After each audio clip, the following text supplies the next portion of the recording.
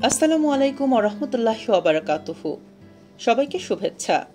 আজকে একটা নতুন অভিজ্ঞতা হলো আমার, এবং আমি ভাবলাম এই অভিজ্ঞতাটা আপনাদের সাথে শেয়ার করি। আসলে জানার কোনো শেষ নেই। জীবনে প্রতিনিয়ত আমরা নিত্য নতুন বিষয় জানতে পারি, শিখতে পারি। আমি তেমনই একটা নতুন কিছু জেনেছি। বিষয়টি হচ্ছে মধু। আমরা কিন্তু মানুষকে বলি মধুর মতো মিষ্টি সুরে কথা বলো বা মধু খাও, মধুর অনেক উপকারিতা রয়েছে। আল্লাহ রাসূল সাল্লাল্লাহু আলাইহি ওয়াসাল্লামও মধু সম্পর্কে আমাদেরকে অনেক কিছুই বলেছেন। আমরা মধু থেকে কিভাবে উপকৃত হব। আর এই মধু কোথা থেকে আসে? মৌমাছির মাধ্যমে মধু আসে। মৌমাছি কোথা থেকে মধু আনে? ফুল থেকে মধু সংগ্রহ করে।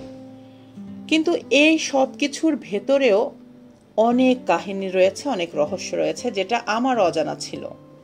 তো আসুন কথা না বাড়িয়ে আমি আপনাদের সাথে সেটা শেয়ার করি। হয়তো বিষয়টি অনেকের জানা থাকতে পারে, কিন্তু যারা জানেন না তাদের কাছে ভালো লাগবে।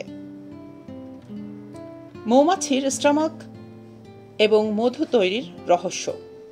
মৌমাছির শরীরে দুটি বিশেষ ধরনের স্টমাক থাকে। এর মধ্যে একটি নিজে খাবার হজমের জন্য, আর অন্যটি ফুল থেকে সংগৃহীত নেকটার সংরক্ষণ করার জন্য ব্যবহৃত হয়, যেটি হানি স্টমাক নামে পরিচিত।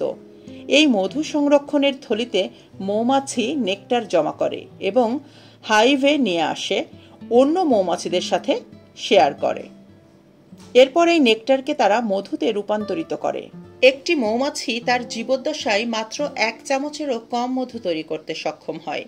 হাজারেরও বেশি ফুল পরিদর্শন করে সংগ্রহ করা নেকটারই শেষ পর্যন্ত আমাদের মিষ্টি মধু হয়ে ওঠে। আমাদের জন্য এটি 1 চামচ মধু হলেও মৌমাছির জন্য এটি তার গোটা জীবনের কঠোর পরিশ্রমের ফল।